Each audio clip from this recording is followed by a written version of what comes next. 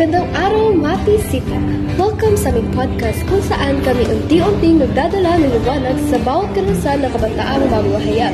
Ako si Chin Volkova at ako naman si Juliet Pati.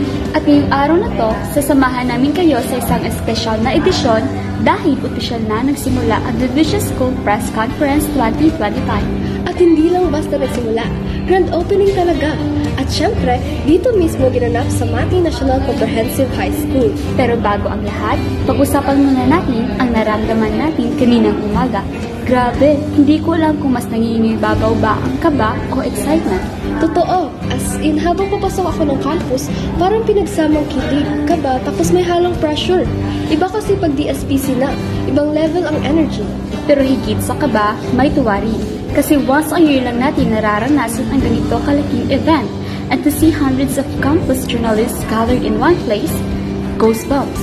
Speaking of goosebumps, nabanggit mo kanina yung opening program talaga ang nagpasabog ng araw. Yes! Yung musical performance, ang ganda. Ang husay ng MSA students, parang Broadway sa umaga. At hindi pa doon natapos, may sayawan, may production numbers, at ramdam mo talaga na pinaghandaan nila. Nakaka-inspire makita na ibang estudyante ang nagbukas ng periodismo araw natin. Pagkatapos ng speeches, sinunod niya naman ang journalist scream. Ang solemn, no?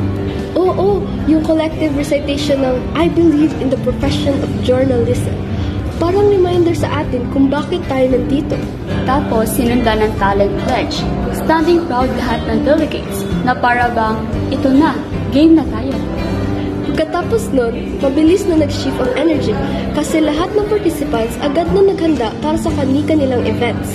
May mga nagsusulat, may nag-edit ng photo layouts, may mga nagpa-practice ng pagsasalita. Yung iba naman, reading materials agad. Ramdam mo yung tension pero good kind of tension. Yung tipong, andito na tayo ibigay na natin ang best natin.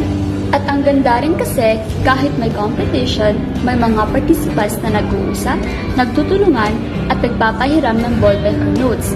DSPC pero may unity vibes. At yan ang unang bahagi ng aming DSPC 2025 experience here at MNCHS.